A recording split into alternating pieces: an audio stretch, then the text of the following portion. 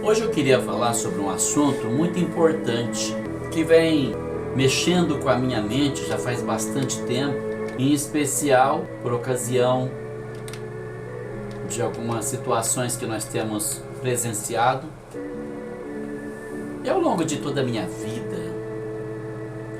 Uma pergunta que ressoa na minha mente: diante do sofrimento, diante da angústia, se Deus é um ser que tudo pode, por que o sofrimento? Por que Ele permite que certas coisas aconteçam? Recentemente eu tive uma conversa com um amigo e eu senti que esse amigo faliu na fé.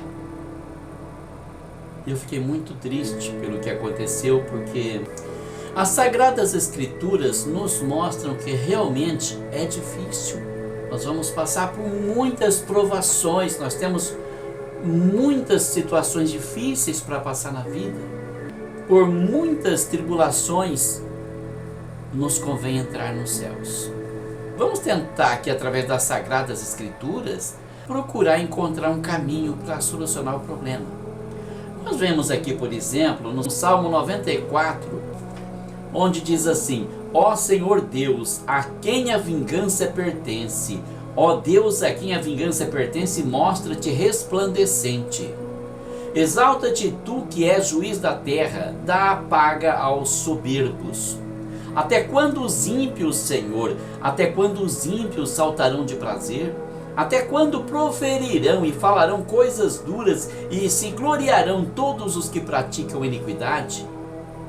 Reduzem a pedaços o teu povo, ó Senhor, e afligem a tua herança, matam a viúva e o estrangeiro e ao órfão tiram a vida.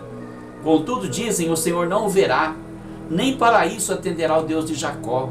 Atendei, ó brutais dentre o povo, e vós loucos, quando sereis sábios? Aquele que fez o ouvido não ouvirá, e o que formou o olho não verá? Podemos perceber claramente nessa passagem que o salmista estava desesperado, aflito, esperando que Deus tomasse uma atitude. Como nós muitas vezes ficamos desesperados, esperando para ver Deus tomar uma atitude, e tudo que muitas vezes nós podemos receber é o silêncio de Deus. E aí vem a pergunta: por que Deus se cala quando sofremos? Será que Ele não se importa? Seria Deus insensível? Estaria Deus distraído? Ou Ele não se importa em tomar uma atitude quando vê que o sofrimento bateu à nossa porta? Se nós formos analisar, por que Deus não reage diante de tanta calamidade que nós vemos nesse mundo? O profeta Jeremias, no livro das Lamentações, disse que as misericórdias de Deus são a causa de nós não sermos consumidos. Então pensa num ser misericordioso, benigno, paciente, tranquilo, que espera até o último momento que o pecador se arrependa do seu pecado. Agora eu pergunto: Deus tem culpa da maldade do homem? Obviamente que não. Mas então, o que é que acontece? Nós podemos ver através das Sagradas Escrituras que essa cena se repetiu várias vezes. Ele se calou quando Jó sofreu. Jó era um homem que vivia na presença de Deus, temia Deus, oferecia holocaustos ao Senhor, orava a Deus constantemente, se guardava da iniquidade, não se prostituía, não roubava, não explorava ninguém, não contava mentira, fazia tudo que era reto diante de Deus. Tudo que era certo, ele se esforçava para fazer. Quem deu testemunho de Jó foi o próprio Deus. Quando Satanás entrou na presença de Deus e Deus falou para ele: você viu meu servo Jó, que é temente a Deus e se desvia do mal? O próprio Deus dava testemunho de que Jó era um homem justo, honesto, uma pessoa correta.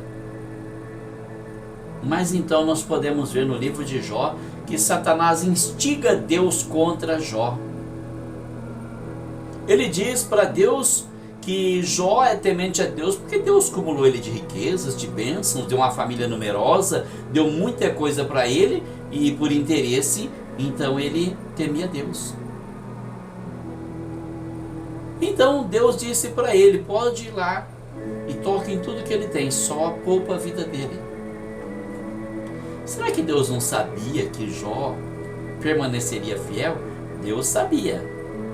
Mas como ele poderia provar para Satanás que Jó permaneceria fiel se Jó não passasse pelo sofrimento? Nós conhecemos a história de Jó, que foi um homem extremamente paciente, sofreu muitas amarguras e no fim das contas os amigos que deveriam consolar Jó ainda vieram acusar ele de pecado. Se Deus havia dado testemunho de que Jó era um homem justo, quem eram aqueles 3 amigos que vieram acusá-lo de pecado? Mas era só mais um grau na aprovação de Jó. Tem amigos que nós temos que muitas vezes é só mais um grauzinho na nossa aprovação. É só para aumentar mais um pouco. Em vez de ser companheiro, em vez de ser amigo, em vez de dar o ombro para a gente chorar, ainda bate na gente. Na hora que você mais precisa de consolo, de conforto, de uma palavra de ânimo, a pessoa ainda vem bater em você de uma forma ou de outra. Quem tem amigos desse tipo não precisa ter inimigo, essa é a verdade. Mas Jó passou por tudo isso e manteve a sua fidelidade e não pecou contra Deus. É bem verdade que lá na frente ele começou a se cansar, né? E começou então a querer entender por que ele estava passando por tudo aquilo. A Bíblia não fala quanto tempo se passou, mas acredito que foi muito tempo. Passou-se bastante tempo. Aquela provação contínua que não acabava mais, como um inverno que não passa mais, você nunca vê o sol, nunca para a chuva, nunca para o vento, o frio não vai embora, a temperatura não sobe. A pessoa acaba se desesperando. Nós somos humanos, nós somos limitados, nós temos limites. Então tem hora que não dá mesmo. Deus sabe qual é o nosso limite, por isso ele prova a gente até o nosso limite. Ele não vai passar do limite, porque Deus não é injusto. Você pode achar que ele é injusto, você pode achar que ele esqueceu de você, você pode achar que ele não está vendo o seu sofrimento, mas ele vê sim, ele vê tudo, inclusive a sua impaciência de passar por uma prova, para por meio dessa prova glorificar Deus. Ou achou que tudo ia ser maravilha? Tem muita igreja pregando maravilha por aí. Se você aceitar Jesus, amigo, você vai ficar rico, Deus vai fazer você prosperar, e você vai ter saúde, vai ser curado das suas enfermidades, nunca mais você vai ter problema, não vai passar por nenhuma provação, vai ter emprego bom, vai ser promovido. Canto de sereia. Porque a Bíblia não fala nada disso. A Bíblia diz que por muitas tribulações nos importa entrar no reino de Deus. Por quê? Porque nós estamos num lugar que não é um reino de Deus aqui, é um reino das trevas. Satanás tomou conta de tudo isso com seus anjos. E nós fomos resgatados aqui. Por isso a palavra diz que nós somos peregrinos e estrangeiros nessa terra. Porque o nosso lar não é aqui, o nosso lar é no céu. Mas enquanto nós estivermos aqui, nós vamos sofrer perseguições. O inimigo das nossas almas vai tentar de todas as formas nos fazer desistir da nossa fé, nos fazer perder a nossa fé, nos fazer quebrar no meio do caminho aquela resistência que nós tínhamos para aguentar a luta de uma forma que o nome de Deus fosse glorificado. É por isso que você não pode desistir, é por isso que você não pode desanimar. Deus está contando com você, com a sua resistência, para que o nome dele seja glorificado, porque se você desistir, ele vai ser envergonhado. Deus apostou muito em você, Deus apostou o seu próprio Filho Jesus Cristo, Deus apostou tudo que ele tinha de mais precioso para resgatar você, para você honrar o nome dele. E agora, por qualquer coisinha, você desiste? José também passou por uma prova muito grande. Todos conhecemos a história de José. Era o primeiro filho de Raquel, e como Jacó amava extremamente Raquel, ele amava demais esse filho. Mas o pior aconteceu quando Raquel morreu, quando nasceu o irmão de José, Benjamim. Jacó se desesperou, era a mulher que ele mais amava, e agora aquele amor que ele tinha por Raquel, ele reverte esse amor para os filhos, José e Benjamim. E José cresceu naquele clima de amor, de proteção, de atenção do pai. E isso atraiu a inveja dos seus irmãos. E como José era aquele menino que gostava das coisas certas, ele sempre denunciava o que ele via de errado no meio dos irmãos. E isso fez com que os irmãos o odiassem. E numa determinada ocasião, prenderam José, venderam ele como escravo para o Egito, porque eles odiavam extremamente o irmão deles. José tinha tido vários sonhos, Deus falava com José através de sonhos. Tem pessoas que têm o dom de Deus e demora muito para perceber. Deus começa a falar, começa a mostrar, porque a palavra garante que Deus não faz nada sem revelar o que vai fazer primeiro para os seus servos, os profetas. E muitas vezes Deus revela, mas a pessoa, ela fica distraída, ou ela não dá importância, ou ela não busca entendimento daquela visão que ela teve, seja sonho, visão, revelação, profecia, sei lá. Mas Deus fala o tempo todo. Não ouve quem não quer, mas Deus está falando. Até através da natureza Deus fala. E José foi pego despercebido. Pelos sonhos ele imaginava que seria líder dos irmãos. E quando ele falava isso, os irmãos ficavam com mais raiva ainda, porque eles não queriam que um dos mais novos fosse líder deles. Tinha que ser um dos mais velhos.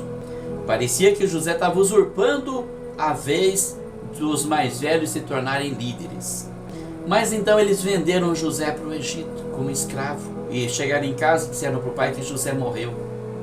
E José foi arrastado para o Egito, clamando, suplicando, implorando que tivesse misericórdia, mas eles não se compadeceram de José, do próprio irmão, do próprio sangue. O ser humano é mau. O ser humano é perverso, é insensível, é irracível, mas Deus é bom. Será que Deus tem culpa de José ter sido vendido para o Egito? Você pode dizer, não foi Deus que vendeu José para o Egito, mas ele viu, ele permitiu, ele poderia ter interferido ali, não interferiu. Por quê? Qual o motivo, a razão e a circunstância de não haver impedido aquela atrocidade? Eu acredito que Deus sempre tem um propósito na nossa vida. E em tudo que nos acontece há um propósito.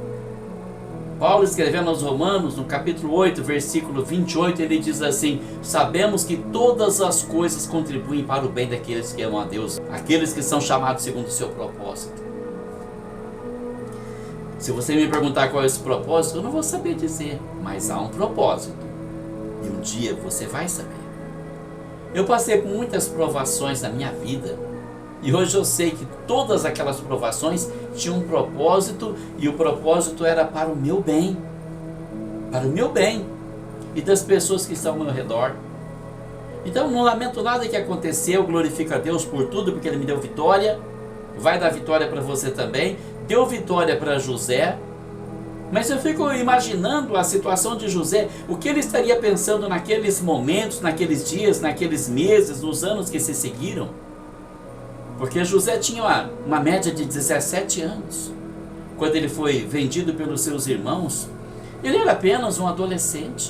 Não sabia nada da vida, não sabia o que estava acontecendo, não podia imaginar por que estava acontecendo aquilo. Acreditava em Deus, confiava em Deus. Não sabia porque estava passando por aquela situação. E o Deus em quem ele acreditava, por que não agia? Por que não impediu os seus irmãos de fazerem aquela atrocidade? Por que não dava um jeito de mandar um anjo para libertar ele? E assim, ele foi para uma terra estranha, que falava uma língua estranha, pessoas que ele nunca tinha visto na vida. Caiu da condição de mensageiro do pai para os irmãos, para escravo de pessoas desconhecidas. Saiu daquela situação privilegiada de levar recado para os irmãos, para o trabalho pesado. Sem retorno, sem chance, sem nenhuma esperança de liberdade. A luta de José foi muito grande, porque ele ficou mais ou menos 13 anos no cativeiro. A escritura diz que ele tinha uma média de 17 anos quando ele foi vendido pelos irmãos. E quando ele entrou na presença de Faraó para interpretar o sonho de Faraó, ele tinha uma faixa de 30 anos. Então ele ficou mais ou menos 13 anos como escravo. 13 anos é muita coisa. Eu fiquei 13 anos na roça. Dos 13 aos 26, eu não tinha esperança de sair da roça. Estudar eu não pude, porque trabalhava de dia para estudar à noite, não tinha tempo para fazer tarefa, para fazer uma pesquisa, fazer um trabalho, não tinha tempo para ler um livro, trabalhava de segunda a sábado, o dia todo, no sol, na chuva, no frio, no calor, na poeira, em todo lugar, de todo jeito. Não tinha nenhum desses meios modernos de estudar, computador, celular, não tinha nada disso. Então, ou você ia na biblioteca da escola, ou não ia. Livro não tinha nenhum em casa. Ninguém comprava livro na minha casa. Era um luxo que a gente não precisava. Mas eu consegui sair porque Deus me tirou de lá.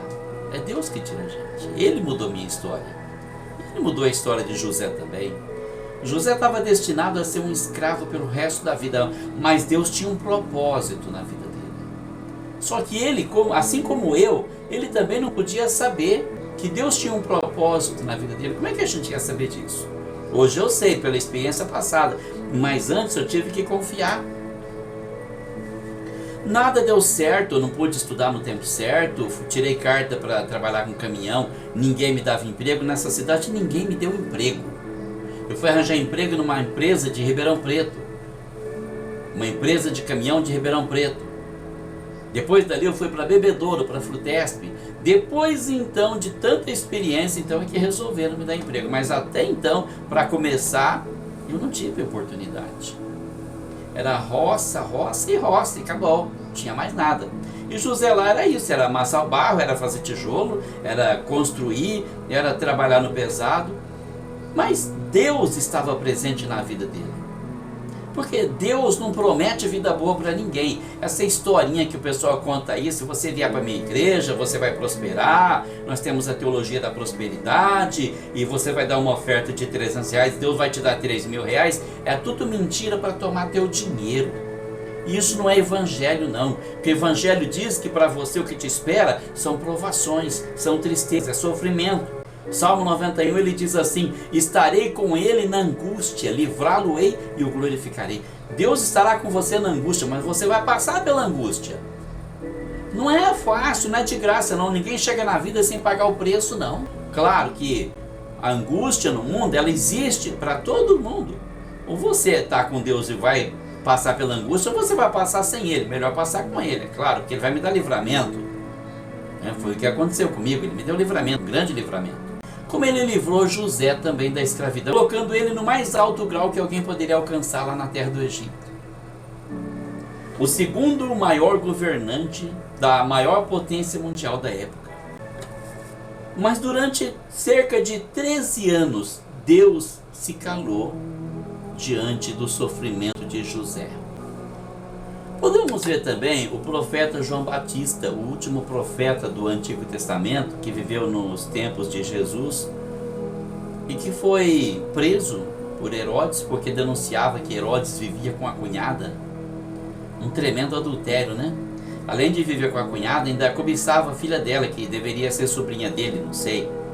Cobiçava a sobrinha, vivia totalmente em pecado, e João Batista começou a denunciar o pecado e ele mandou prender João Batista. Jesus estava lá naquela época, fazia milagre, curava enfermos, expulsava demônios, ressuscitava mortos, limpava leprosos, abria os olhos do cego, os ouvidos do surdo. Jesus multiplicava os pães, andava por cima da água. Jesus podia fazer um milagre e salvar João Batista, mas ele não fez nada. O Pai lá do céu poderia ter mandado um anjo, não fez nada, ele se calou. Quando João Batista mandou perguntar para Jesus: você é o Messias que havia de vir ou devemos esperar outro? Ele fez uns milagres ali, curou algumas pessoas no meio do povo e falou para os discípulos de João Batista: vão e diga para ele o que vocês viram, e será o bastante.